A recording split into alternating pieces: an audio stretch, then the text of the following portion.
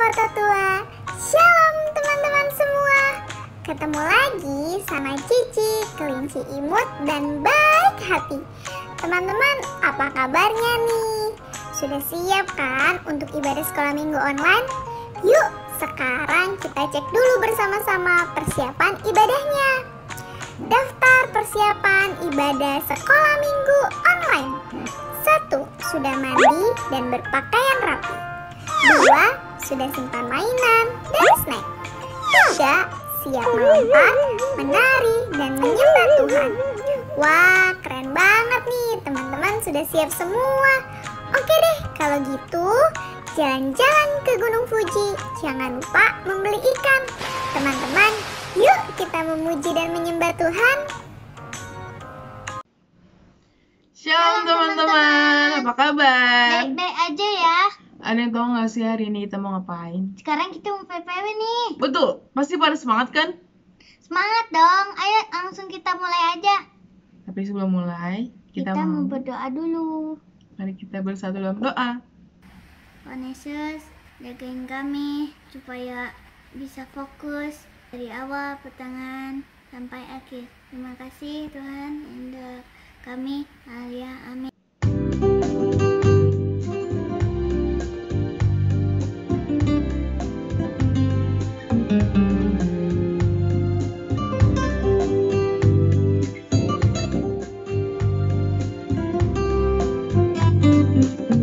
Hari ini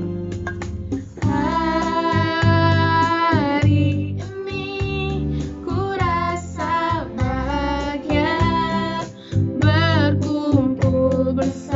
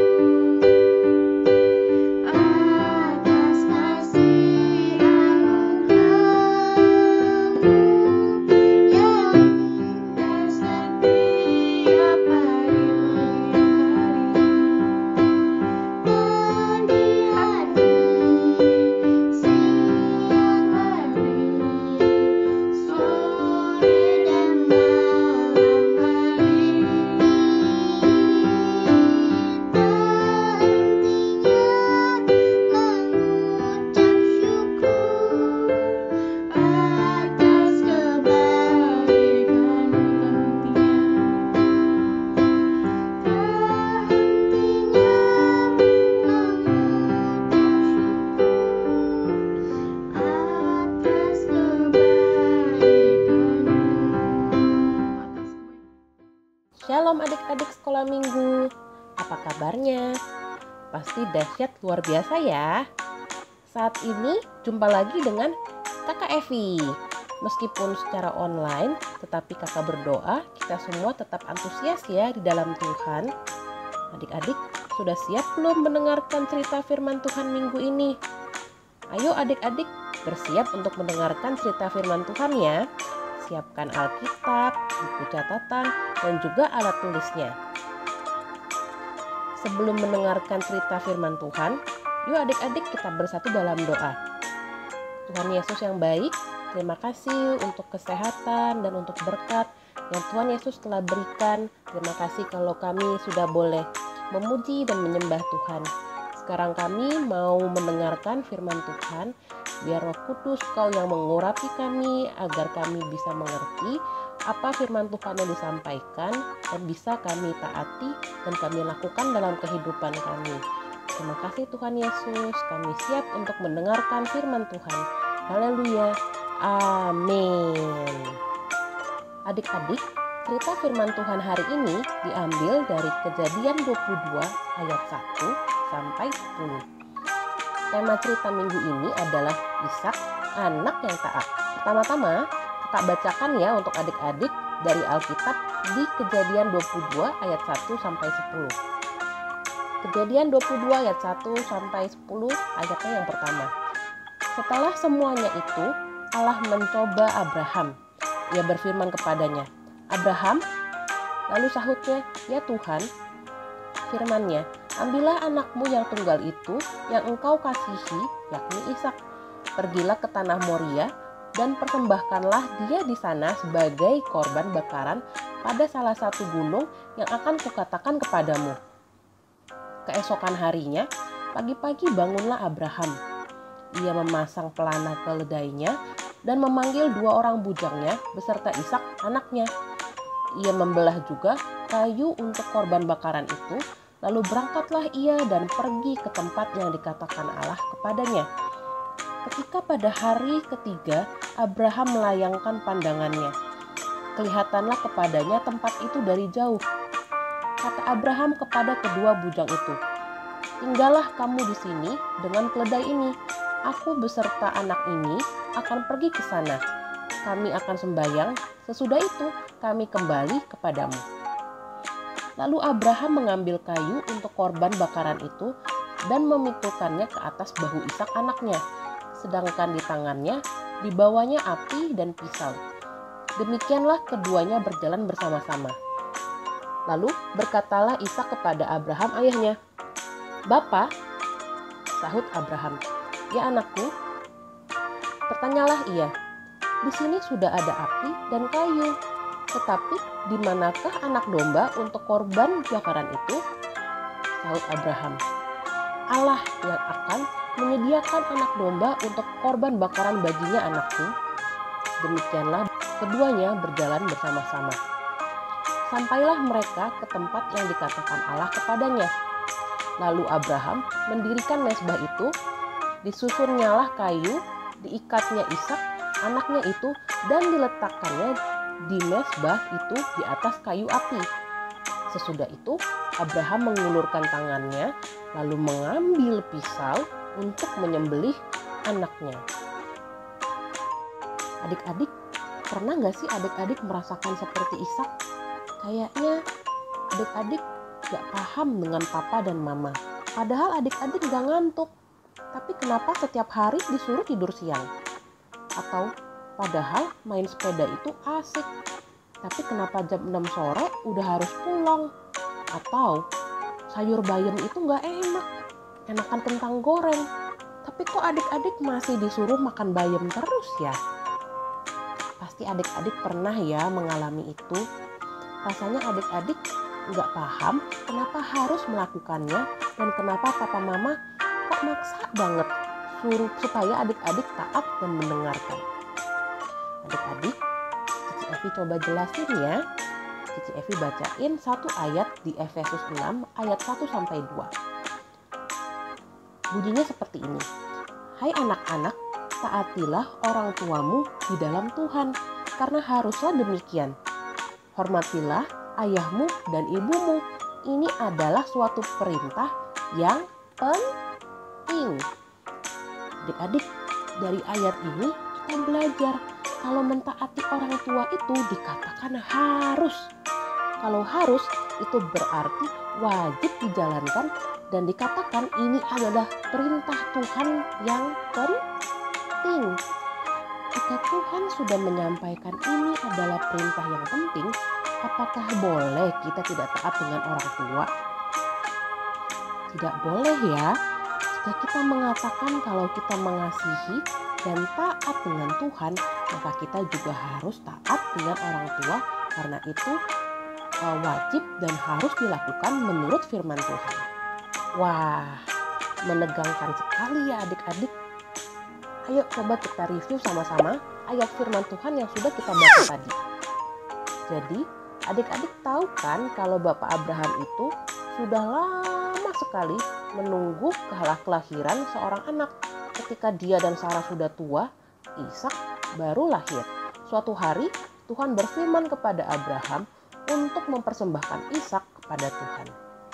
Kalau pada perjanjian lama adik-adik, yang biasa dipersembahkan itu anak domba atau kambing dengan cara disembelih dan dibakar di atas mezbah. Tapi kali ini Tuhan meminta Abraham untuk mempersembahkan Ishak anaknya. Pada waktu itu Abraham taat kepada Tuhan dan membawa Ishak ke tanah Moria untuk dipersembahkan di sana. Pada waktu dalam perjalanan, Ishak yang masih kecil bertanya kepada papanya Abraham, "Bapak, kok gak bawa domba atau kambing? Padahal kan kita mau mempersembahkan sesuatu kepada Tuhan di tanah Moria. Kok tapi hewan yang dipersembahkan gak dibawa?"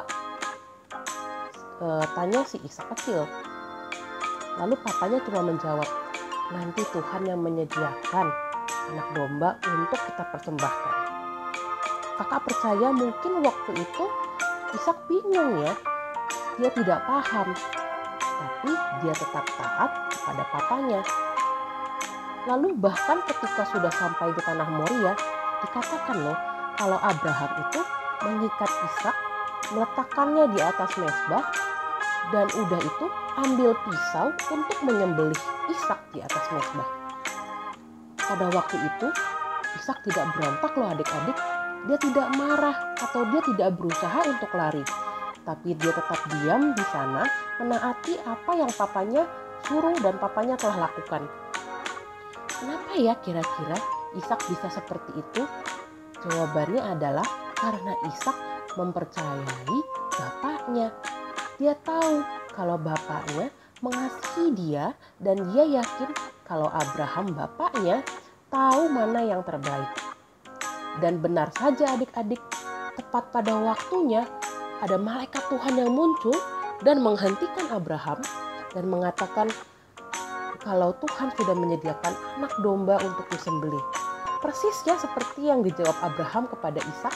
Adik-adik, pernah nggak adik-adik lihat adik bayi yang masih baru lahir, yang masih belum bisa ngomong, yang masih belum tahu bagaimana caranya membaca, menulis, atau makan sendiri? Kalau misalkan nih adik-adik melihat ada dedek bayi yang sedang bermain gunting. Kira-kira adik-adik akan merespon seperti apa? Pasti adik-adik akan mengambil gunting itu dari dedek bayi supaya apa? Supaya dedek bayinya tidak melukai diri sendiri. Kenapa ya kok dedek bayi itu main gunting? Karena dedek bayi belum tahu kalau gunting itu tajam. Tapi adik-adik yang sudah lebih besar sudah tahu kalau gunting itu tajam dan kalau tidak hati-hati bisa melukai tangan yang memegang gunting tersebut. Sama halnya adik-adik dengan papa mama. Terkadang kita sebagai anak belum tahu banyak hal, sedangkan papa mama kita yang sudah lebih dewasa sudah mengetahuinya. Jadi hari ini kita sama-sama belajar untuk percaya dan taat kepada papa mama seperti Ishak yang taat dengan Abraham. Kita kita mungkin juga sekarang belum paham apa tujuan dari papa mama kita melarang kita atau menyuruh kita melakukan sesuatu. Tapi adik-adik, kita harus belajar percaya dan taat ya. Kita percaya kalau papa dan mama melakukan hal itu karena papa dan mama mengasihi kita dan dia tahu apa yang terbaik untuk adik-adik. Adik-adik, sekian ya cerita firman Tuhan minggu ini. Tetap semangat dan sampai jumpa di cerita firman Tuhan selanjutnya. Shalom adik-adik, kita akan menerima berkat daripada Tuhan. Untuk itu mari kita sama-sama satu dalam doa. Angkat kedua tanganmu, terimalah berkat damai sejahtera, sukacita, persekutuan yang manis dengan Roh Kudus yang menyertai engkau mulai hari ini sampai Maranatha Tuhan Yesus datang kembali kedua kali menjemput kita semuanya di awan-awan yang permai, bahkan sampai selama-lamanya. Kita semua yang telah menerima berkat sama-sama katakan amin. Tuhan Yesus memberkati.